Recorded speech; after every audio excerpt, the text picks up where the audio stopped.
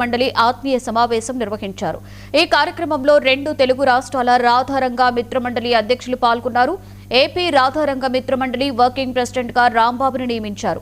రంగ సామాన్యమైన వ్యక్తి కాదని, ఒక కులానికో మతానికో ఒక సామాజిక వర్గానికో సంబంధించిన వ్యక్తి కాదు అని వెల్లడించారు। రంగ అన్ని కులాలకు మతాలకు సంబంధించిన ఒక శక్తిని అని వెల్లడించారు। వంగవీటి మోహన రంగ ఆశయాలకు అనుగుణంగా పనిచేయడానికి ముందుకు వస్తున్న ప్రతి ఒక్కరూ ధన్యవాదాలు తెలిపారు।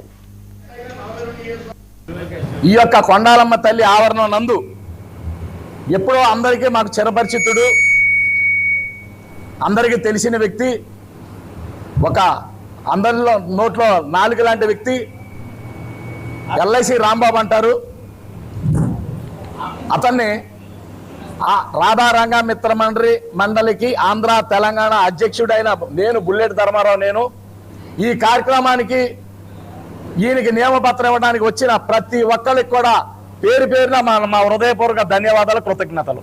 అలాగే ఈ యొక్క ఎల్ఐసి రాంబాబు గారికి ఎప్పుడో నుంచి మొదటి నుంచి కూడా మచిలీపట్నంలో కానీ చుట్టుపక్కల గ్రామాల్లో కానీ ఆయన అంటే తెలియని వ్యక్తి ఎవరు లేరు। అందరినీ కలుపుకుని, అన్ని కులాల వారిని కలుపుకుని ముందుకెళ్లే ఏకైక వ్యక్తి మా ఎల్ఐసి రాంబాబు। గత 15-20 సంవత్సరాలుగా నాకు చిరపరిచితుడు అనయా, నాకు ఏదైనా కమిటీ వేయాలని ఎప్పటి నుంచో కోరుతున్నాడు। ఇవాళ అతను అమ్మ కన్వెన్షన్ ఒక హాలు నియమించి కొండాలమ్మ తల్లి దేవస్థానం దగ్గర మన అందరికి కూడా కావలసిన వాళ్ళందరూ కూడా అందుబాటులో ఉండేలాగా సౌకర్యంగా ఇక్కడ అతను ఏర్పాటు చేసి, అలాగే సేవ చేయాలి, రంగా గారి ఆశయాలను ప్రజల్లో తీసుకెళ్లాలనే ఉద్దేశంతో నన్ను కమిటీ ఏర్పాటు చేయమంటే కోరటం జరిగింది। అందువల్ల అతనికి రాధారంగ మిత్ర మండలి ఆంధ్ర రాష్ట్రానికి వర్కింగ్ ప్రెసిడెంట్గా నియామక పత్రం ఇవ్వడం జరిగిందండి। ఈ యొక్క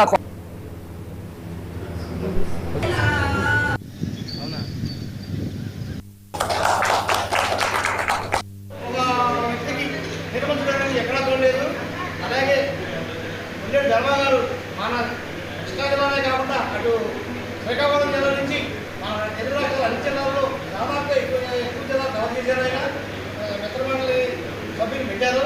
మళ్ళీ అమెరికాలో కమిటీలు ఏర్పాటు చేయాలి అంటే వర్కింగ్ ప్రెసిడెంట్ అంటే ఆయన బాధ్యత అనమాట స్టేట్లో। నేను ఎట్లయినా 42 ఇయర్స్